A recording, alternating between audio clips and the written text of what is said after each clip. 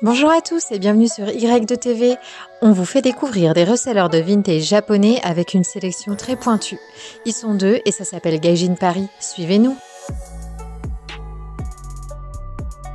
Qu'est-ce que Gaijin Paris? Alors Gaijin Paris, c'est déjà une sorte d'une amitié entre Thomas et moi.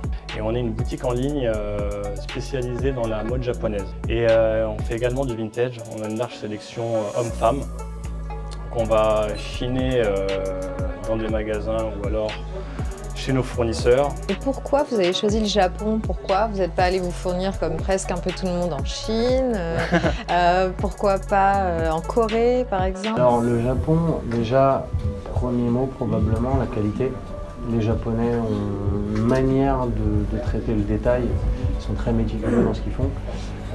Les matériaux sont géniaux, les coupes sont géniales et en fait on avait une passion depuis un bon bout de temps pour le Japon. Shein un peu plus pour la culture manga et la culture en général, moi un peu plus pour la mode japonaise. Parce que Gaijin Paris actuellement c'est une boutique en ligne et des pop-up stores, mais à terme ce sera un concept store où on va exposer, comme on fait actuellement d'ailleurs avec un artiste qui s'appelle Amar, un photographe qui a beaucoup de talent, qui est passionné de Japon, qui prend pour ça qu'on expose. Je vous laisse présenter ma tenue. Ça, cette doublure, c'est devenu un peu notre hit. Il y a des gens qui viennent chez nous juste pour ça.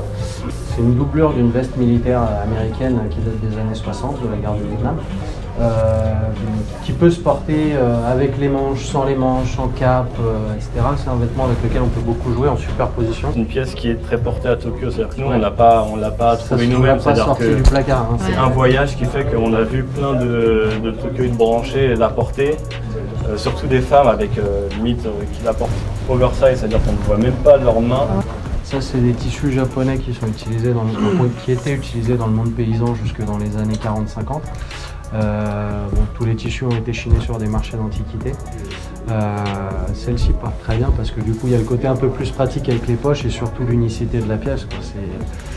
C'est ce que les gens recherchent un petit peu aujourd'hui. Ils aiment bien avoir quelque chose de spécial qui a et une histoire et un côté unique. Ça, c'est notre travail sur des pièces vintage et on appelle ça du rework.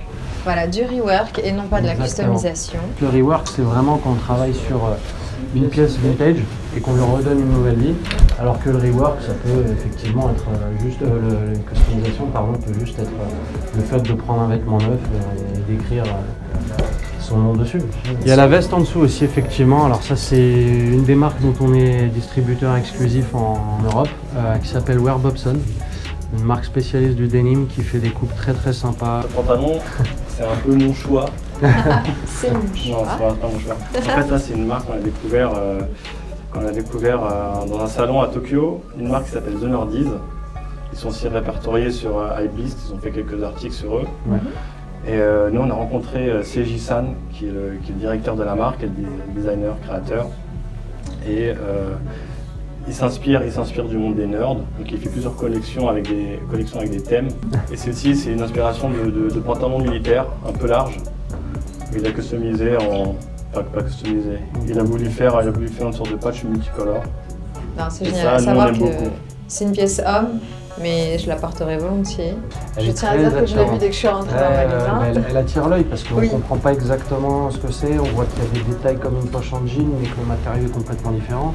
Que les manches sont complètement oversize, qu'il y a un petit ruban au bout. Enfin, c'est des pièces complexes en fait finalement, mais il y a des fans comme les garçons Tao qui tueraient père et mère pour porter ce genre de pièces.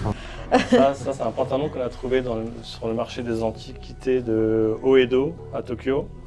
C'est un pantalon Momp qui est un pantalon de travailleur. Donc elle est oversize au niveau des fesses et des cuisses et elle est resserrée au niveau des mollets. Et généralement ça se porte avec des tabitos, des chaussures tabito. Alors ensuite, j'ai sélectionné deux pièces hyper commerciales, tendance du moment, facile. On a compris, le fluo c'est tendance, crop, chemise, denim. Et en plus, c'est Nyoji. Et c'est vintage. Et en plus, c'est une pièce unique. Et ensuite, le jean, super tendance. Pantalon taille haute, coupe large. Très très très gros coup de cœur du magasin. Merci beaucoup, merci à vous, ce fut très enrichissant, c'est un gros coup de cœur, une très belle découverte. Juste, j'ai besoin d'une adresse, si vous n'êtes pas en pop-up, vous êtes où? On est situé dans le 18e, on peut éventuellement faire des livraisons sur Paris si des personnes sont intéressées par le produit. On fait même de la livraison n'importe sur Paris. Super, donc on vous envoie en DM et vous êtes assez réactif en DM, c'est sympa. Donc Gaijin Paris sur Instagram. Et on a ouvert aussi un site de vente en ligne, donc vous pouvez directement commander sur notre site internet. Vous avez tout, quand c'est porté, vous allez avoir la mensuration du mannequin, donc n'ayez pas peur pour le sizing. C'était tout pour aujourd'hui, on se retrouve très bientôt pour un nouvel épisode de To The Moon. Ciao!